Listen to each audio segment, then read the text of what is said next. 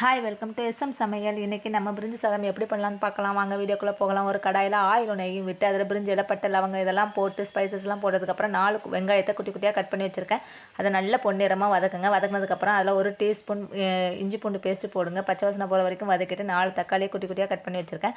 அதையும் போட்டு நல்லா டீப்பாக எல்லாத்தையும் வதக்குங்க. தேவையான அளவு புதினா கொத்தமல்லி போட்டு பச்சை மிளகா 1 கட் பண்ணி போடுங்க. போட்டு எல்லாத்தையும் நல்லா வதக்கினதுக்கப்புறம் அதில் 1 டீஸ்பூன் தனி மிளகாத்தூள், 1 டீஸ்பூன் மஞ்சத்தூள் இதெல்லாமே போடுங்க. போட்டுட்டு தேவையான அளவு உப்பும் போட்டு நல்லா வதக்குங்க. வதக்குனதுக்கப்புறம் ஒரு ஃப்ரைட் ரைஸ் பவுடர் 1 பிஞ்ச் அளவு போடுங்க. போட்டுட்டு அதில் கேர்டு கொஞ்சம் ஆட் பண்ணிக்கோங்க. கேர்டு ஆட் பண்ணதுக்கப்புறமா ஒரு கரம் மசாலா பவுடர் 1 டீஸ்பூன் போடுங்க. இதெல்லாம் மசாலாவும் நல்லா வதங்கினதுக்கப்புறம் பாஸ்மதி ரைஸை தனியாக வேக வச்சு வச்சுருக்கேன். அது ஒரு 3 பேர் சாப்பிட்ற மாதிரி இருக்கும்.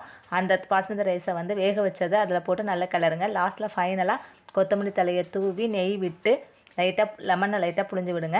பிரிஞ்சி சாதம் ரெடி. சப்ஸ்கிரைப் பண்ணுங்கள், லைக் பண்ணுங்கள். தேங்க்ஸ்.